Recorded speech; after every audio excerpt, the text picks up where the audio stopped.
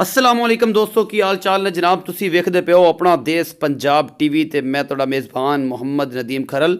सब तो पहले अपने चैनल को करना है सबसक्राइब ते बेल आइकन ते क्लिक करना है कि अच्छी ते बेहतरीन वीडियो का नोटिफिकेशन तुहानूं हमेशा मिलता रहे। लैके हाजिर होया जनाब एक झोटी पैलने मुश्कन शाह काली निक्का निक्का सेरा जनाब मरले मरले की पूरी वंड 10 तो 12 दिन जनाब ये नीली दी शहजादी लैंदी है। प्योर नीली दी झोटी है पैलने 10-12 दिन लैंदी है। डिमांड जनाब इहदी 3,75,000 रुपये जनाब। मुहब्बत प्यार थोड़ा बहुत है, ज़्यादा नहीं। यह जियां शहजादियाँ यह जियां कूंजां और प्योर नीली दियाँ बेहतरीन मझां हमेशा अपना देश पंजाब टीवी की जीनत बनते हैं। घरेलू मझ जनाब तुहाडे वास्ते लैके हाजिर होई। 12-13 दिन सूंदी कोई नहीं, मालकां दे बकौल। बाकी जनाब तुहाडे सामने है, ये बहुत चंगी है, ये बहुत माड़ी है, ये बहुत आला क्वालिटी का पीस है, ये बहुत ही आला क्वालिटी का पीस है, बहुत चंगी है। ये सारा कुछ तुहाडे सामने है। कैमरे की निगाह दे विच बिल्कुल धुन्नी कौली का निशान नहीं, पूरी मरले मरले की वंड और माशाअल्लाह अल्लाह के फजल इन्ना खून पित इन्नी खूबसूरत है जनाब झोटी। मेरी कैमरे की नज़र है, तुसीं वेखदे पे हो माशाअल्लाह। यह जे आला क्वालिटी के जानवर जिहड़े कदे कदे नसीबां वाले और बख्तां वाले दोस्तों को मिलते हैं। बाकी इस झोटी में किसी किस्म की कोई कमी कुताई इंशाअल्लाह अल्लाह के फजल नाल है ही नहीं। अजे पिछे नसार का डोडा इंशाअल्लाह इन्हें चक देना है और माशाअल्लाह पूरी वंड और बेहतरीन इन्हूं रसगुल्ले लगे हुए जनाब। हैवाने की वंड जी एडी खूबसूरत है, निक्का निक्का सिर और जनाब शाह कालियाँ अखां, इन्नी खूबसूरती और प्योर नीली दे जनाब है। कूंज रंगी जनाब की धौन और आला क्वालिटी का पीस अपना देश पंजाब टीवी की जीनत बने हैं।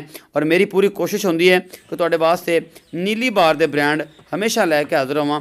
नंबर जिहड़ा स्क्रीन के उपर चलता है और जनाब और जिहड़े मेरे सज्जन ने, मेरे जिहड़े वीर ने, वो तसल्ली कर सकते हैं जनाब। इस झोटी की किसी किस्म का कोई वादा घाटा नहीं। 3,75,000 रुपये डिमांड। मुहब्बत प्यार थोड़ा बहुत हो जाना।